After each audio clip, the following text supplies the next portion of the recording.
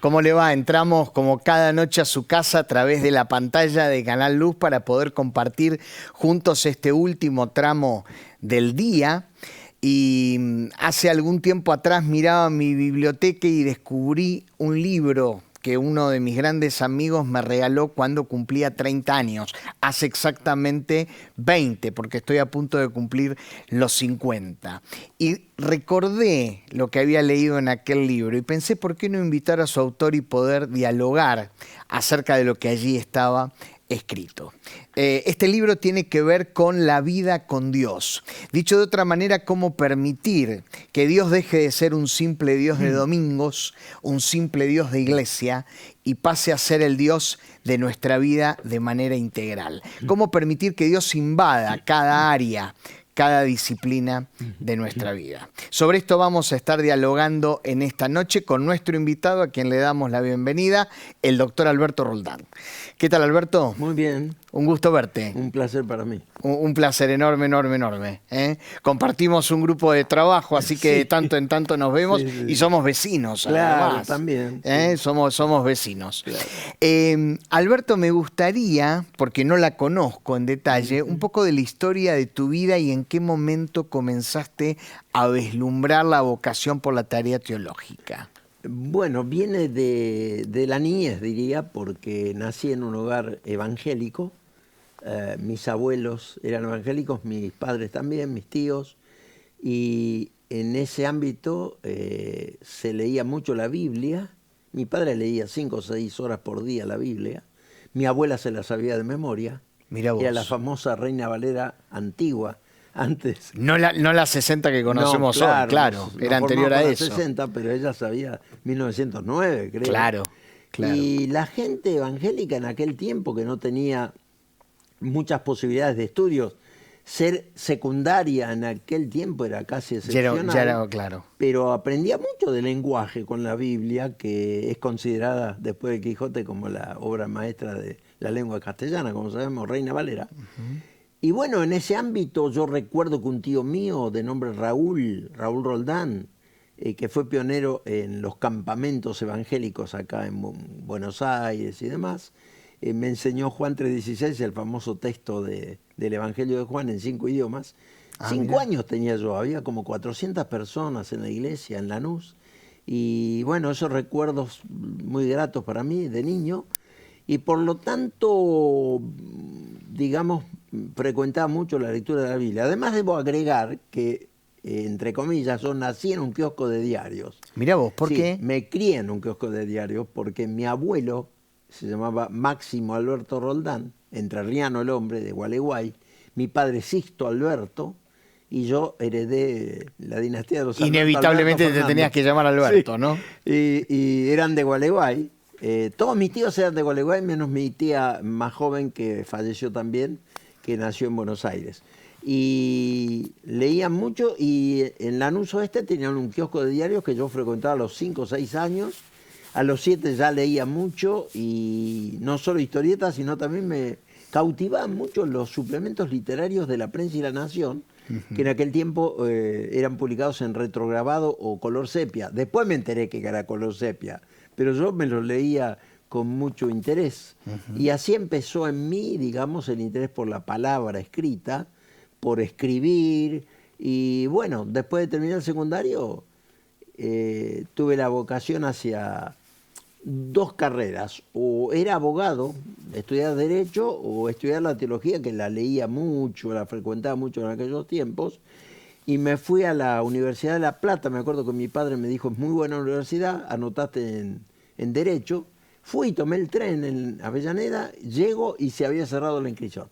Y al cerrarse la inscripción lo tomé como de Dios que me iba a dedicar a la teología. Entonces empecé la carrera de teología así. Quiere decir que había una influencia muy grande en tu entorno para que vos te dedicaras a lo que finalmente en la te familia, dedicaste. Sí, ¿no? a los 12 años ya algunas predicaciones así y demás. Sí. Claro. Claro. Ahora, me salgo un ratito de la teología, porque visitando hace algunos años una congregación que frecuentas, me enteré que aparte sos el autor de un coro que yo canté muchísimo a fines de los 70 y de los 80 y no conocía. ¿Tenés una beta musical? Sí, No? Sí, en aquellos años cuando empecé a estudiar teología, escribía poesía también y me inspiré en un, si querés te cuento un poco más, dale. en que Sí. lo compuse, la canción Cualaqueté un arroyo. Los estudiantes de la Escuela Bíblica de Villa María, que ahí empecé mis estudios, mi larga carrera de teología, fuimos el Día del Maestro, 11 de septiembre del 67, a las orillas del Arroyo San Antonio en Villa Carlos Paz. Y ahí hubo un momento que me quedé en soledad con la guitarra y lo único que se escuchaba el agua pasando por las piedras en un silencio hermoso de paz. Y ahí me acordé del texto de Isaías, que no recuerdo el pasaje ahora, que dice, si tu justicia fuera auténtica, la idea del profeta, sería tu paz como un río, sería tu paz como un río. Y ahí empecé... Y ahí surgió... a componer, sí. Cual la quietud de un arroyo es la paz que yo siento cuando estoy con mi Jesús. Es un amor tan sublime, es un gozo indecible que hace feliz mi corazón. Yo hablo más de mi Cristo, más del Maestro, más del Señor, más por siempre. Cual la quietud de un arroyo es la paz que yo siento cuando estoy con mi Jesús. Gran redescubrimiento hice ese domingo. No lo sabía. Volvemos a la teología. Una pregunta que quizás se haga algún televidente y yo te la voy a hacer a vos. ¿Qué hace un teólogo exactamente? Bueno, ¿no? voy a responder con la palabra de un gran teólogo brasileño que admiro mucho, ya fallecido, Rubén Alves. Y él, en un libro espectacular que se llama La teología como juego, que son las conferencias que él dio, las conferencias famosas Carnahan de Licedet, él decía, ¿qué hace un teólogo? Justamente se pregunta y dice, bueno, un teólogo habla, porque lo que tiene es eso, ¿no? En el comienzo del libro, que es espectacular, y yo lo cito en un libro mío que se llama ¿Para qué sirve la teología?, dice, soy teólogo. No se asuste, que yo ya estoy asustado. Porque si dijera que soy sociólogo o, qué sé yo, filósofo o... alguna disciplina humanística. Psicólogo, claro, estaríamos hablando mucho y con mucha frecuencia y, digamos, con fluidez. Pero decir ser teólogo es casi un contrasentido, porque vendría a ser como alguien especialista en Dios, que no puede ser una criatura humana finita, mortal, hablar de Dios. Y entonces, él dice, el teólogo habla, pero el teólogo o la teología tiene que ver con el discurso, tiene que ver con el discurso sobre Dios. Etimológicamente es teos, Dios, y logía, logos, un logos de Dios, una palabra, una ciencia, un discurso acerca de Dios, ¿no? Entonces, fundamentalmente tiene que ver con eso. Y bueno, decir ser teólogo tampoco define mucho. No hace ¿Puede alguien ser licenciado en teología y no necesariamente ser teólogo y viceversa? Yo lo respondí en Brasil, donde viví 3 años enseñando teología. Fui contratado por la Presbyterian Church de USA, de Estados Unidos, y 3 años estuve en Londrina, Estado de Paraná, que me decías que también Sí, estuve, un lugar extraordinario. Londrina, que decir pequeña Londres. Y estuve 3 años ahí, homologué mi título de doctor en teología en Brasil, y recuerdo que alguien me hizo esa pregunta en Brasil, un alumno, dice, ¿qué diferencia, profesor, entre un teólogo y un profesor de teología? Y le dije, más o menos lo que hiciste recién vos. El profesor de teología enseña teología, pero es como tomar una partitura ya hecha y la ejecuta. El teólogo es creador, no cualquiera es Bach, Beethoven, o para nosotros Astor Piazzolla, ¿no? Claro. O sea, no es solo ejecutante o profesor de música o de piano o de bandoneón, sino que es creativo, esa es la idea. Corre el teólogo, y te voy a preguntar esto a raíz de algo que decís en el prefacio del libro. ¿Corre el teólogo el riesgo de tener un pensamiento muy encumbrado que no llegue al pueblo? Sí, y eso depende del destinatario. Cuando escribimos teología, hacemos teología como si hacemos filosofía o sociología o psicología, tenemos que ubicarnos a qué público nos vamos a dirigir en nuestro discurso. Por supuesto, hay que hablar a la gente y al pueblo, pero hay ciertos niveles que es imposible reducirlos demasiado. Como hay una famosa anécdota que le preguntaron, creo, a Albert Schweitzer era. Doctor Schweitzer, perdón, no, era el de la teoría de la relatividad.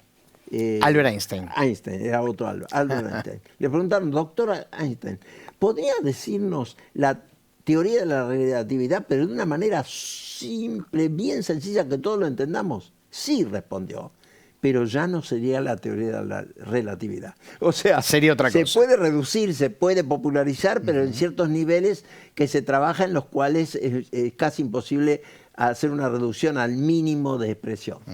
Pero hay teólogos que tienen capacidad de decir cuestiones muy profundas de maneras sencillas para que la gente pueda entenderlo, ¿no? Sí, podría dar algún ejemplo. El ejemplo que se me ocurre ahora de un gran teólogo reformado, que gracias a Dios lo tenemos en vida todavía, creo que con más de 90 años, Jürgen Moltmann, que dicho sea de paso estuvo en las conferencias Carnahan de Elisabeth, años 70, 78 creo, teólogo de la esperanza. Teología de la esperanza fue el comienzo de su carrera y su gran aporte a la teología protestante mundial. Justamente él tiene algunos textos de neumatología, que es la doctrina o la teología del Espíritu Santo, como textos muy grosos, muy densos, y luego hace versiones más sencillas, así que tienen esa ductilidad, algunos como Moltmann, por ejemplo. Claro, claro. ¿Es natural que un teólogo empiece a escribir? Primero tiene que estudiar, obviamente, pero si es teólogo tiene que producir pensamiento. Sí. Claro, y, sí. Al tener que producir pensamiento, inevitablemente le lleva a escribir, ¿no? Claro, sí, a comunicar. Entonces, si es teólogo en el sentido creativo de que hablamos, no solo... Hay profesores, con mucho respeto hablo de los colegas, que pueden dar muchas cátedras de teología, pero no publican nada, ni en la revista. No tienen quizás pensamiento propio, ¿no? Claro, entonces es muy fácil armar un sílabo, como se dice técnicamente, o un programa de estudios con tantos recursos que hay hoy día en castellano, por ejemplo, si no usamos otro idioma con el inglés, que está todo en inglés después enseguida, puede hacer un gran programa, pero él tiene algo que produce. Entonces, un teólogo normalmente diríamos alguien también que produce pensamiento teológico. Y contame cuándo y cómo comenzaste a escribir, porque tenemos algunos libros que ha traído y nos vamos a centrar en uno de ellos, ¿no? Que es el que mencioné al principio. ¿En qué momento empezaste a escribir? ¿Cómo surgió esa idea, no? Bueno, los recuerdos más remotos que tengo, voy al más remoto que tengo, que quizá tuvo que ver con el deseo de ser escritor.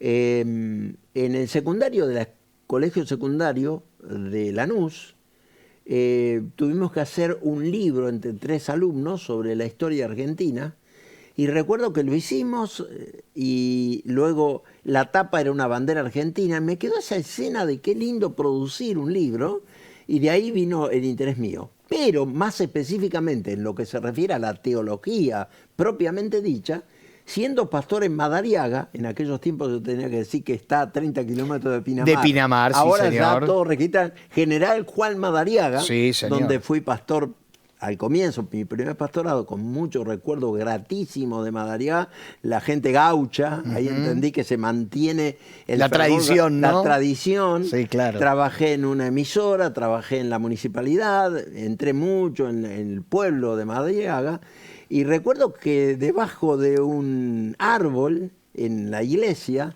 me acuerdo que era no me acuerdo exactamente el árbol que era, pero ahí hice una oración a Dios, esas oraciones extrañas que uno hace, que yo quería ser escritor. Le pedí a Dios la posibilidad. ¿Qué año te acordás eso? 72, por ahí sería. Y luego invitaron para ser subdirector de una revista de la Unión Evangélica, El Testigo. Fui a Bahía Blanca, ahí ya me trasladé con mi señora y mi hija mayor Miriam a Bahía Blanca, y ahí fui subdirector de una revista. Y así comencé a escribir. Y los primeros ensayos en teología me los publicó el gran René Padilla, que confió en mí y me publicó en Boletín Teológico de la Fraternidad Teológica Latinoamericana mis primeros ensayos en teología.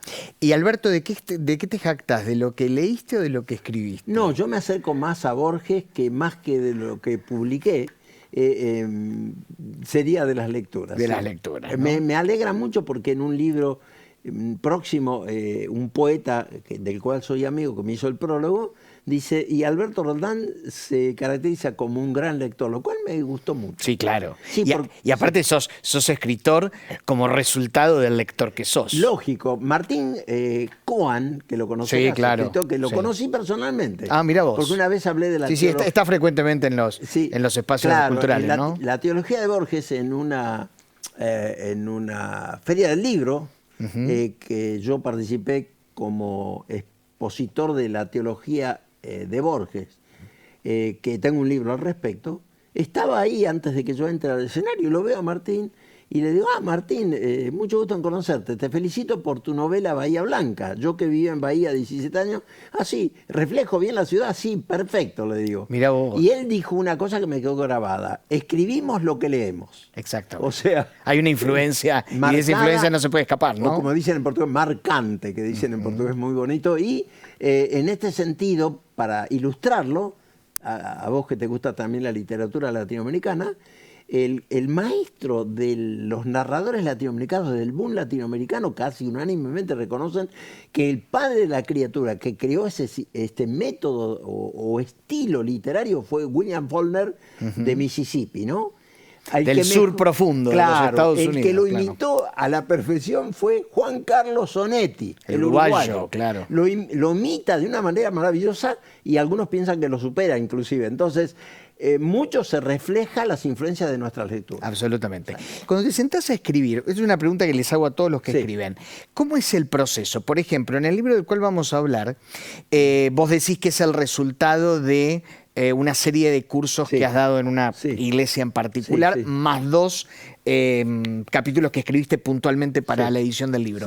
Pero ¿cómo es el proceso en general? A veces te sentás y escribís el propio texto, surge de conferencias, surgen de clases. De varias maneras. Muchos de los libros de teología propiamente que escribo son resultado de investigaciones que hago para los cursos que dicto.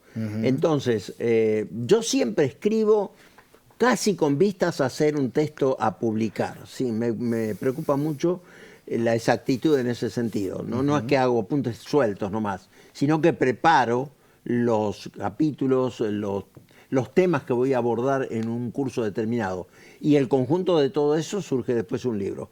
Y hay otros que surgen por la influencia de estar leyendo mucho a cierto autor. Claro, en el libro puntualmente citás a Justo González y a Jorge Mitián. Claro, para hablar del Señorío de Cristo. Exacto, ¿no? porque en los años 70 hubo 2 libros que me marcaron mucho en cuanto al Señorío de Cristo. El primero fue del gran historiador cubano que conozco personalmente, Justo González, quizá el máximo historiador de la iglesia latinoamericana. Sí, alguien sumamente conocido en nuestro ámbito, ¿no? Sí, muy amable, lo he visto en Estados Unidos, acá también.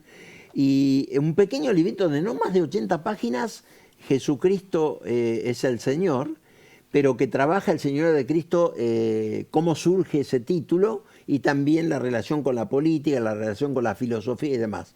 Y luego de otro que conozco y colega nuestro, Jorge Mitián. Jorge Mitián, gran amigo, colega, hemos participado hace años en algunos encuentros para pastores, que tiene un libro más sencillo, más popular, digamos, también creo de los años 70, 2 libros que me marcaron bastante para retomar el tema desde otro ángulo.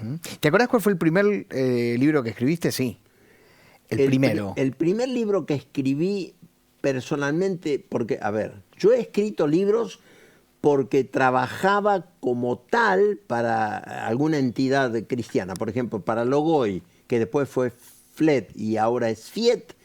yo fui contratado por el reverendo Claro. Les Thompson. Escribiste La comunidad en la que vivo, ¿no? No, ese exactamente no. Escribí La familia a la que pertenezco, El Dios que adoramos. El Dios que ese adoramos. Fue el primero. O El Dios que adoramos. Y, junto con Salvador de Lutri escribiste. claro, con algo. Salvador de Lutri fue el otro, que es El mundo al que Dios me envió. Junto ok, con él. ahí está. Yo vivía en ese tiempo en Bahía Blanca y yo preparaba todo digamos, el libro con aportes, en este caso de Lutri.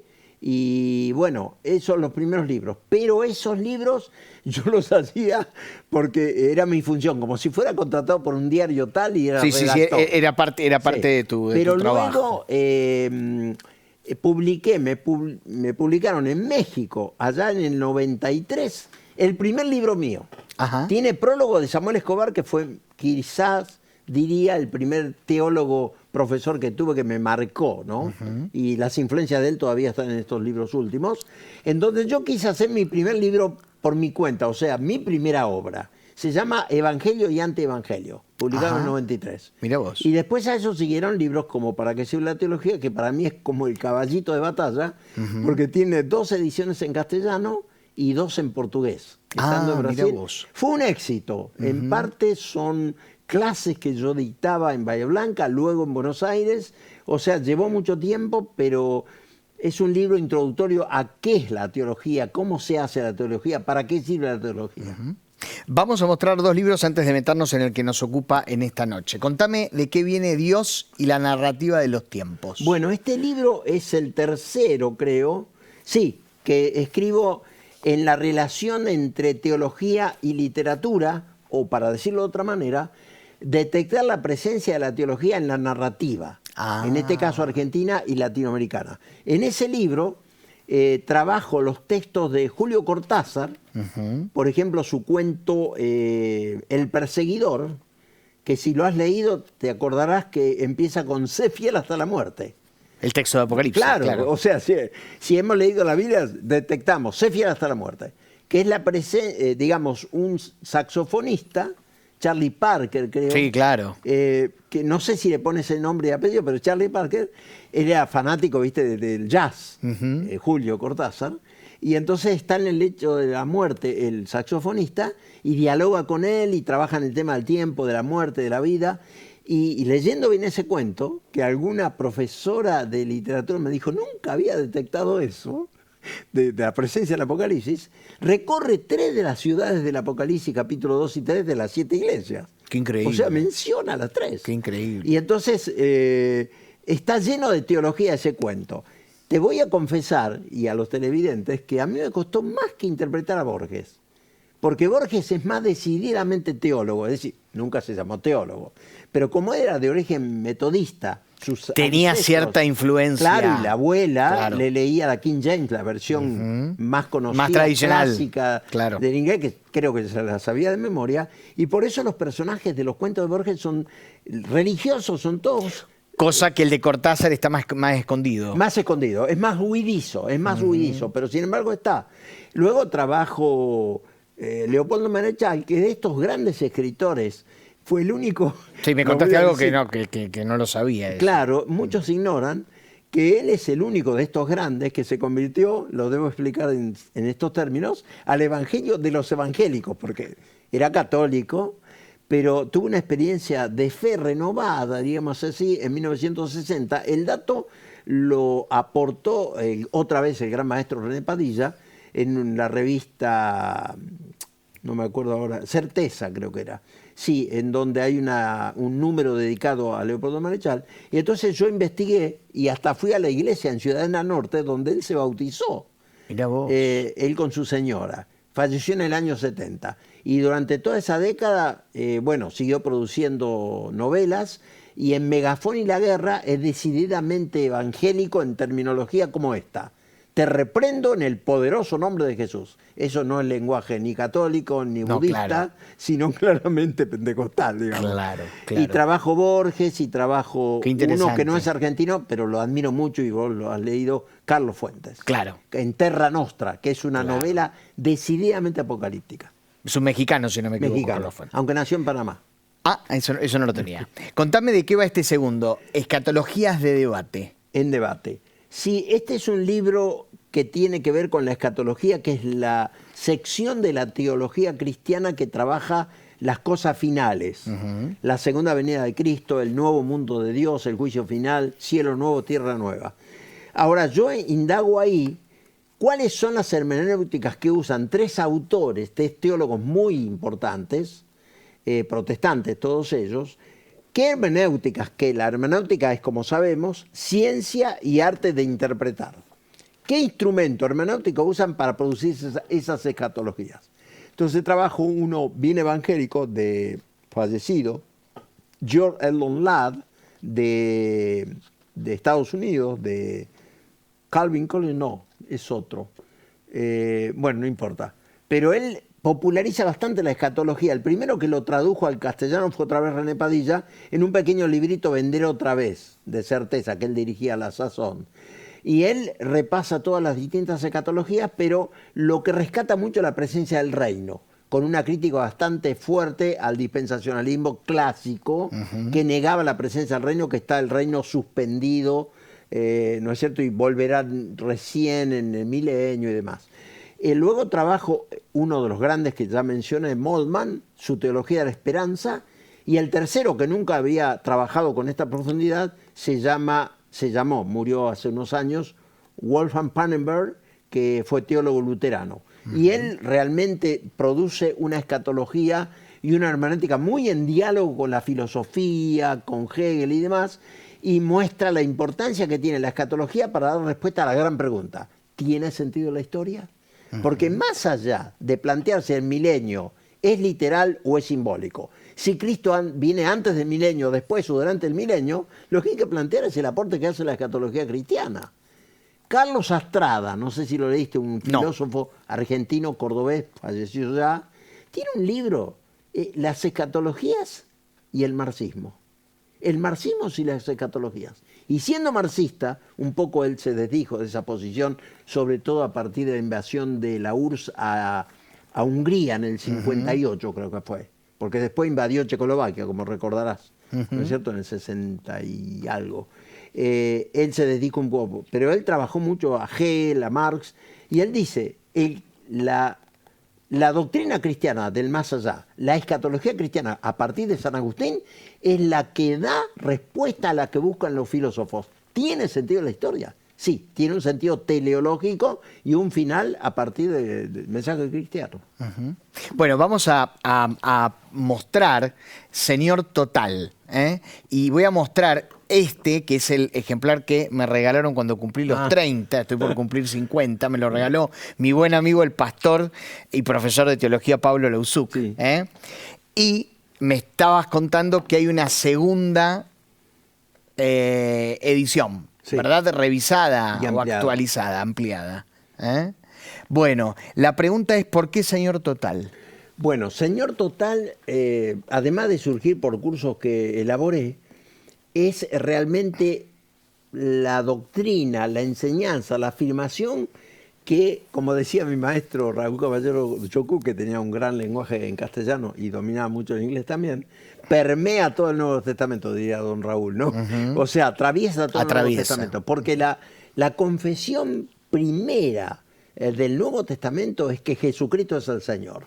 Como dice en la segunda versión, lo consigno como una especie de preámbulo a la segunda edición, Harvey Cox, que la habrás leído, un teólogo bautista estadounidense, gran teólogo, dice que lamentablemente el mundo evangélico ha reducido la cristología a acepta a Jesús como tu único y suficiente Salvador, que no sé qué le inventó, que no es una cuestión herética ni mucho menos, es una buena afirmación, pero no es lo completo. Claro, es un tanto reduce limitada a la salvación intimista, personal, cuando la confesión primaria de Romanos 10:9 dice: si confiesas con tu boca que Jesucristo es el Señor y crees que Dios lo levantó de los muertos, serás salvo. No es acepta a Jesús como Salvador nomás. Claro. Entonces, señorío de Jesucristo habla de un señorío integral de todas las esferas. Exactamente. Sí. Dice algo en el prólogo, me gustó mucho, de Marcelo Lafite, el histórico director del diario El Puente. Claro. Él dice que a veces las frases, al ser repetidas una y otra vez, pueden perder fuerza. Sí. ¿Coincidís con eso? Sí, totalmente. Es decir, por ese motivo, para volcarlo al tema de la Biblia, de vez en cuando yo digo siempre a mis alumnos, tanto en el campo bíblico como en la teología, conviene variar de versiones, porque estás tan acostumbrado a ese lenguaje que lo repetís sin pensar, ¿no? Entonces es bueno tener versiones de la Biblia, en este caso, que te enriquejan el pensamiento con otro tipo de vocablos y demás, ¿no? Entonces, de tanto repetir, sí, pierde el sentido a veces. Alberto, ¿crees que la frase Jesucristo es el Señor tiene el mismo significado para el cristiano del primer siglo que para nosotros hoy? Debería tenerlo. Lo que pasa es que indagando en la génesis de ese título, que en griego es Kyrios, ¿no? O Kyrios, el surgimiento de ese título de Jesucristo es el contexto político. O sea, surge en tiempo de persecución, Domiciano, fines del siglo I, donde surge también el Apocalipsis, ¿no? Los súbditos del Imperio Romano, como bien dice Justo González en ese pequeño gran libro, Jesucristo es el Señor, decían que César es el Señor. Entonces, ahí se va gestando el culto al César, divino César y demás, ¿no? Uno de esos, me río un poco por ese humorístico, ¿no? Uno de ellos, no me acuerdo cuál era, este César decía, en el lecho de muerte, siento que me convierto en Dios. O sea, claro. Primero era la diosa Roma, ¿no? Claro. Y después viene a ser Roma como tal, y bueno, se erigen, digamos, tronos y se hacen pleitesías y oraciones al César romano como un divino. Y entonces ahí surge eso, cuando los cristianos, ¿por qué fueron perseguidos? Fundamentalmente por negar que el César sea Señor, sino para nosotros no hay otro Señor que Jesucristo. Claro. Entonces por eso surge en ese ámbito de la política. Claro. Me llama la atención que uno de los capítulos, uno de los primeros, vos decís que Jesucristo es el Señor del Imperio Romano. Claro, justamente, porque ahí es donde comienza a gestarse el título y tiene esa conexión con las pretensiones del César. Por eso Pablo dice, aunque para muchos hay muchos señores, muchos dominadores, para nosotros hay un solo Señor, Señor en la vida, en la muerte. Pablo desarrolla mucho el Señor de Cristo. A Jesús lo quisieron tentar preguntándole si había que darle al César o había que darle a él, ¿no? A Dios. Y tuvo una respuesta que fue genial. Sí, sí, sí. Dad a César lo que es de César y a Dios lo que es de Dios. Exactamente, sí, sí. Exactamente. Decir que Jesucristo es el Señor de la salvación, ¿no es un tanto redundante, no es un tanto evidente? No lo creo porque hay muchas teologías al respecto. Hay teologías... Lo pregunto esto de una manera casi irónica, sí, ¿no? Sí, sí, entiendo. Para explicar, ¿no? En realidad, la teología en la que yo adscribo, porque ahí está, en un texto determinado, el autor ya, diría Paul Ricoeur, un gran filósofo y hermeneuta protestante, justamente. Paul Ricoeur dice... una vez que el libro está publicado, el libro ya no le pertenece al autor, porque el lector lo lee desde su propio contexto, su propio conocimiento previo del tema. Puede adherir o no. Claro, y sus momentos, digamos, existenciales en que lee, ¿no? Te habrá pasado más de una vez con un libro, y aún la Biblia, encontrás otros significados que no tenía hace 20 años atrás. Entonces, el tema es que yo suscribo a una teología, digamos, en términos generales, reformada. No lo digo calvinista en sí misma, porque digo calvinista va a decir de Calvino y nada más. No, Calvino es uno de los más grandes teólogos protestantes, con una influencia, siempre lo digo a mis alumnos, no solo en lo espiritual. El famoso texto de Rousseau, El contrato social, tiene una nota al pie que dice... Juan Calvino no solo fue un gran teólogo que sirvió a la iglesia cristiana, protestante, sino que dejó muchas semillas de nuestras leyes. Claro. De hecho, Juan Calvino, ya que estamos en tiempos de la Reforma, influye en Ginebra, en Francia, era francés de origen, el Reino Unido está impregnado por las ideas calvinistas, Estados Unidos, los padres peregrinos llegan a las tierras del norte, la mayoría calvinistas, y López Michelsen, que fue presidente de Colombia, no sé si recordás, López Michelsen, No, que era no lo jurista, recuerdo. Ajá. tiene un libro sobre las raíces protestantes de nuestras instituciones. Claro. Y muestra que la Constitución de Colombia, que no la conozco ciertamente, y la nuestra, que tiene mucho que ver con Alberdi, está tomada de la californiana. O sea, hay mucha influencia también calvinista ahí, aunque Claro. muchos no lo crean. Trascendió lo meramente teológico. Trascendió. Claro. ¿Por qué, y este tema me apasiona mucho, por qué Jesucristo es el Señor del trabajo? Sí, pero antes, si me permitís, termino lo otro, ¿no? Al suscribir a una teología reformada, yo entiendo, y en esto estoy con mucha gente que creerá igual que yo y otros que no, pero son cristianos igual, ¿no es cierto? Pero la salvación es enteramente por la gracia.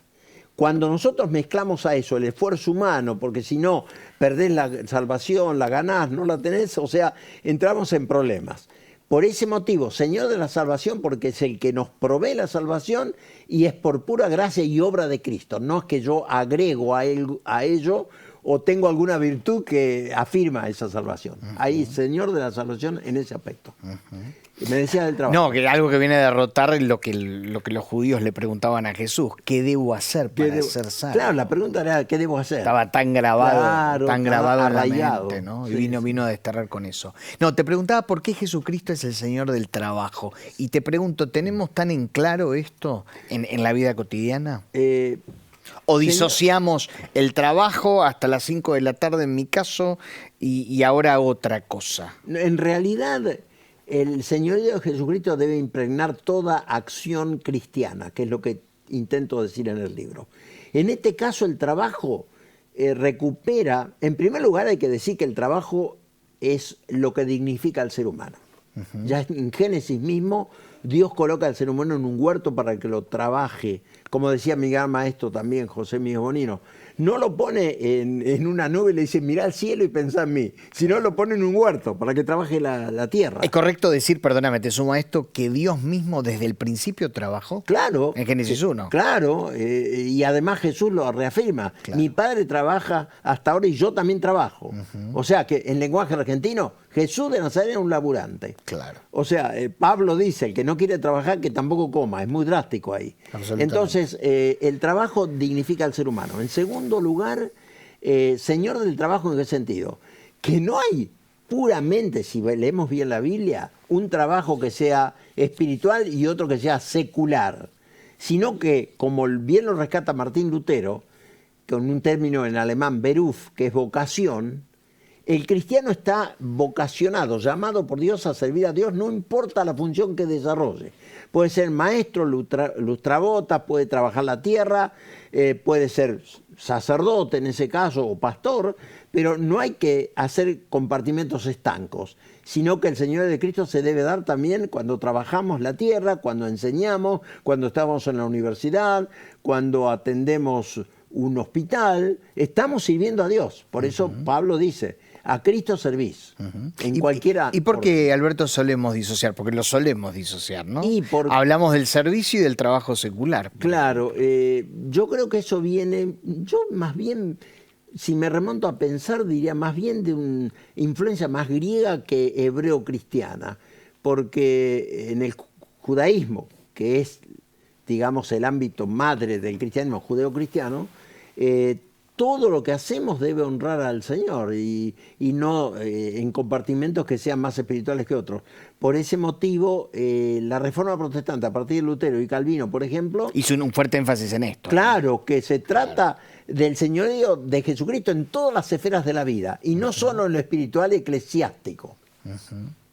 ¿Por qué Jesucristo es el Señor de la sexualidad? Bueno, ahí también es un tema delicado de abordarlo, lo trabajo ahí también, en el sentido de que la sexualidad hay que reivindicarla como un verdadero don de Dios. La sexualidad no es un mal, no es perversa en su origen, y por lo tanto es un modo de expresar plenamente el amor.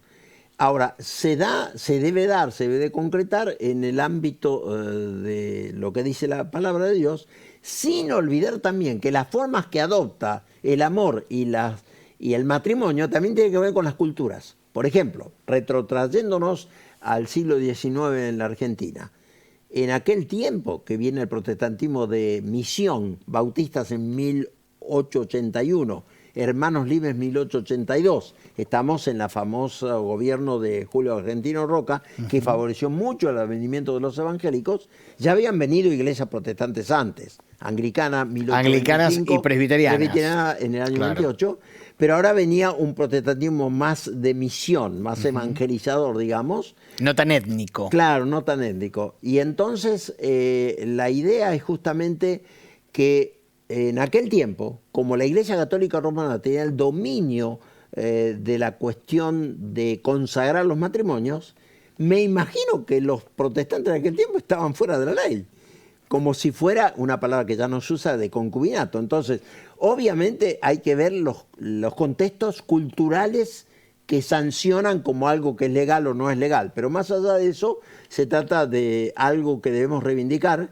Y como decía un gran teólogo luterano que habrás leído, Dietrich Bonhoeffer, ¿no? Sí, claro. Menos mal que en la Biblia tenemos el libro Cantar de los Cantares, que reivindica el amor erótico plenamente. Absolutamente. Más ¿no? allá de las espiritualizaciones que hacen hecho al respecto.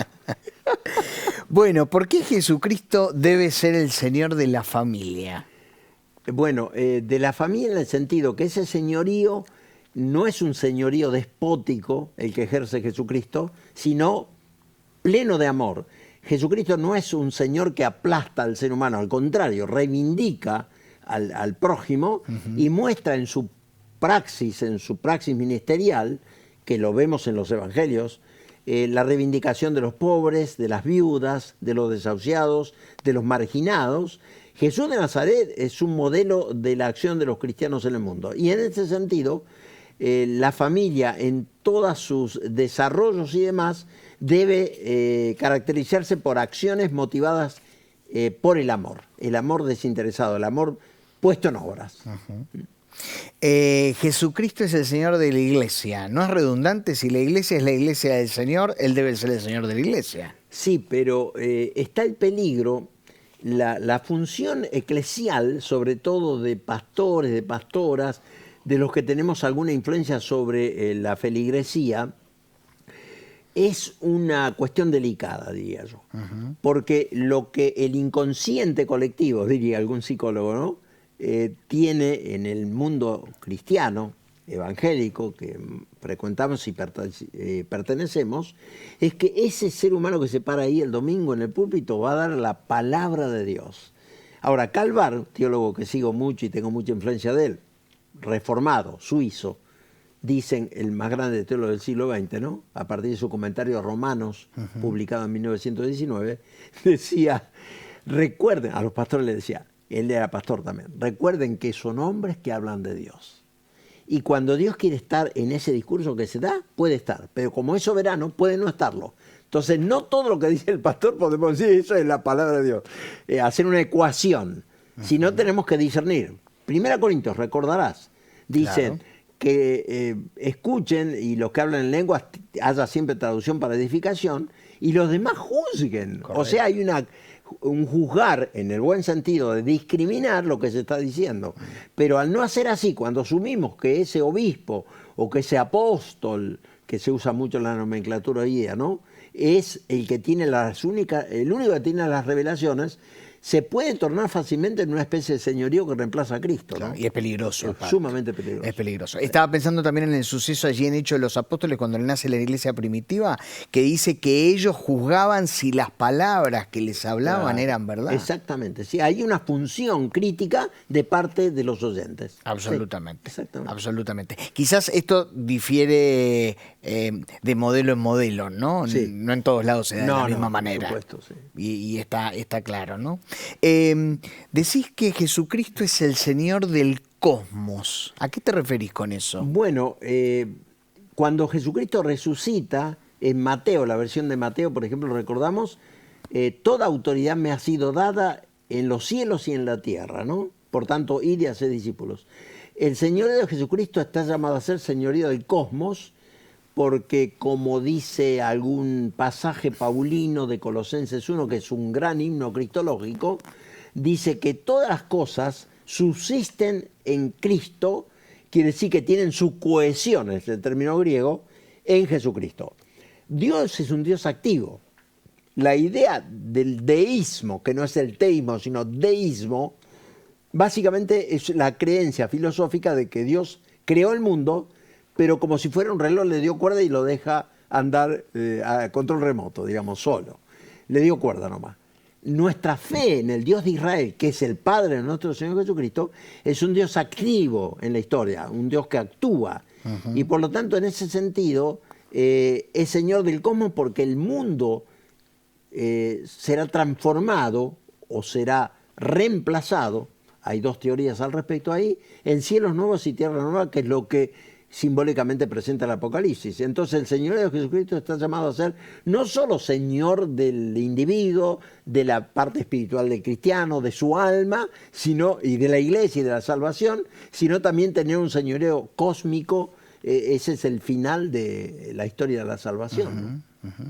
Pensando en la realidad de todos los días, porque ahora nos sentamos con tranquilidad, pero hoy anduvimos, ¿no? Por lo menos yo anduve sin parar. Digo, en el diario trajín, ¿corremos el riesgo de perder de vista que el Señor tiene que ser algo más que un Dios de domingos? ¿Que el Señor tiene que ser un Dios permanente en nuestra vida? Sí, está la tendencia de pensar, me encuentro con Dios ahora al ir al culto el domingo, ¿no? Pero en realidad la presencia de Dios en nosotros por el Espíritu Santo y en nuestras vidas debe estar constante. Todo lo que hagamos, dice Pablo, sea para la gloria de Dios. Y entonces cualquier actividad que hagamos, tocamos música, leemos un libro, que aunque no sea la Biblia y demás, todo debe estar saturado por el Señor de Cristo. Dios está con nosotros siempre. Me encanta este nombre de Jesús, ¿no? Me encanta mucho, es hebreo, ¿no? Emanuel. Es decir, Dios con nosotros. Dios con nosotros. Del Dios, escribió otro libro que va a salir en España, se va a publicar el año que viene por CLIE de Barcelona. Un texto bastante grosso va a ser, que es, si querés sí, dale. te cuento, pensar a Dios desde la teología y la filosofía.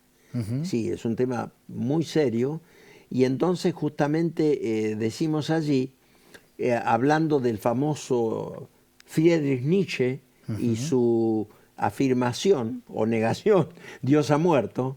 Entonces hay un autor que seguí mucho y me enriqueció muchísimo, católico, Edward Schillebeeck.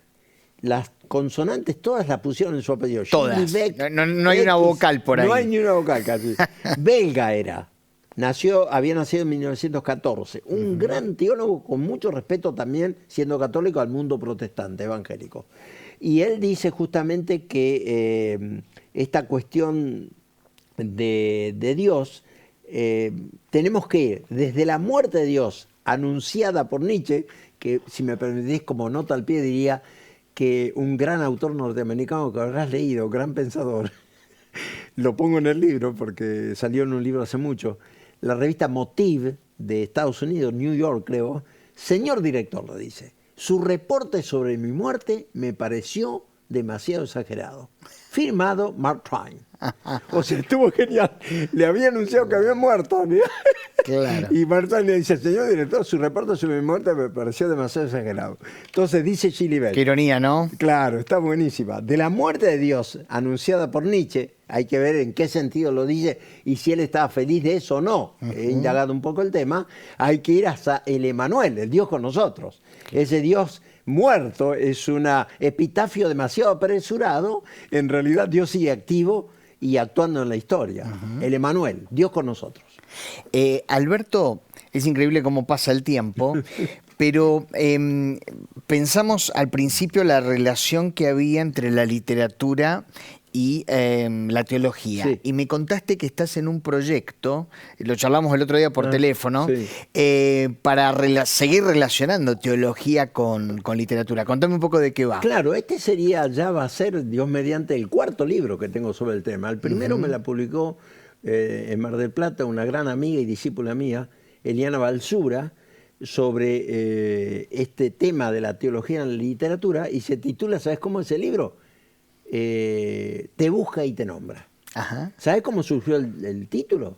Porque una vez fui a una oficina evangélica de oficinas y me dice una chica secretaria que me conoce como autor, dice, ¿qué estás escribiendo? ¿Qué estás haciendo, Alberto? Y como siempre escribiendo, le digo. ¿Y qué vas a publicar ahora o qué estás escribiendo? Un libro sobre la presencia de la teología en la literatura. No le pongas ese título, me advirtió. Con ese mandato voy en el auto a las oficinas de Fiat y digo, pienso. Errante en la sombra, te busca y te nombra.